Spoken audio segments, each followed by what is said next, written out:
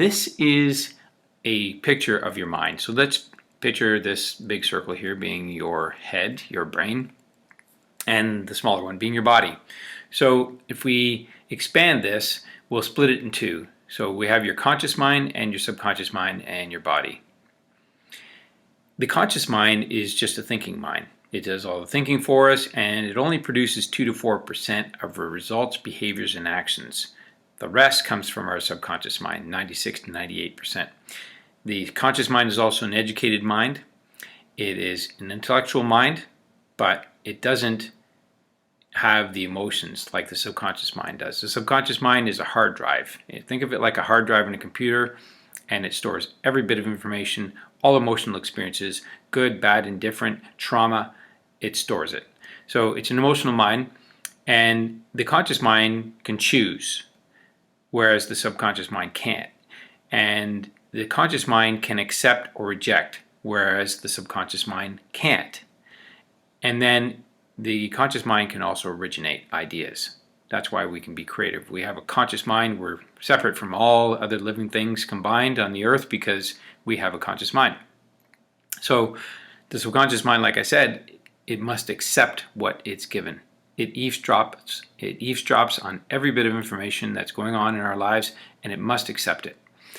And it cannot reject at all.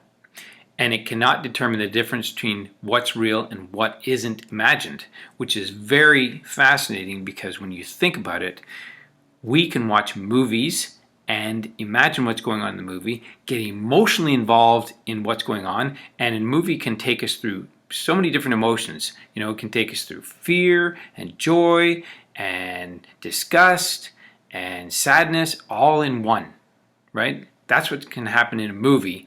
But the same, that's no different from imagining things in your mind. You can go through all the different emotions in your own mind without, even leaving your own space, your own house. You can imagine it in your mind, and that's why mental rehearsal is so important.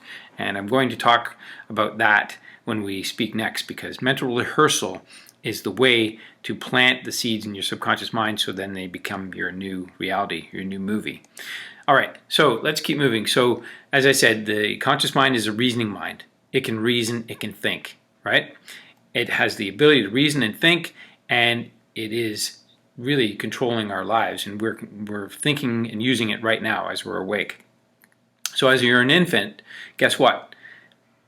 The radio, other people, the TV, newspapers, everything like that, all that information comes in to our subconscious mind, and it's wide open. It's completely open. We don't have any control over it. We don't limit it. We cannot stop the information from coming in. It's coming in whether we want it or not. And some of it's good, a lot of it's bad, because why? We don't understand things. So when we see something, we might have trauma or fear, and that sticks with us for the rest of our life. So here's the thing. This information keeps getting poured in and poured in and poured in and poured in, and eventually it becomes who we are. That's who we are. Is what's, our self-image is what's in our subconscious mind. That becomes what we perceive ourselves to be and how we see the world and what we expect and accept and our self-worth and everything that happens in our life is a result of what was planted in our minds when we were 0 to about 7 years old. We're in a hypnagogic trance. We don't have the ability to say no. Everything is true and right and real, and we don't know how to perceive things. We don't have a reasoning ability. Our subconscious mind has a reasoning faculty in it, but it doesn't turn on until we're about 7 years old. So that's where the paradigm comes in. That's why we have these old paradigms. We don't know where they came from. We don't know why we think and do the way we do things. We don't know why we fear things or why we hesitate or why we hold back. It's because of these old paradigms. So in order to change our mind permanently, we need to focus on something other than changing behaviors, because that's a slow and potentially painful way to reach what will be at best a temporary solution. So we need to go to the deeper levels of changing things, and that's in the subconscious mind. And it doesn't happen easily. In fact, what happens most of the time, if we say to ourselves, well, by our own standards, we're overweight by 5 pounds and we want to change that, but then we don't know what to do, or it seems like it's difficult, and we look at ourselves and we think, okay, well, I should shave off 5 pounds and I would feel better.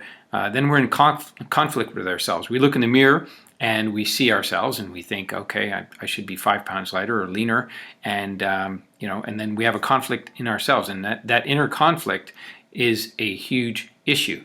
And if we don't deal with that, then we will act out what we know. And that's what's been stored in your subconscious mind. We can't refuse that. We can't change that unless we work at changing the old beliefs, the patterns of habit. So here's the thing. If you really want to make change in your life, you need to go deeper. Like I was saying, you need to go into the subconscious mind. And if you want different results, you need to go to the place where they were first created in your subconscious mind. And we don't know how to access it, but now you know what it looks like, what your mind looks like. And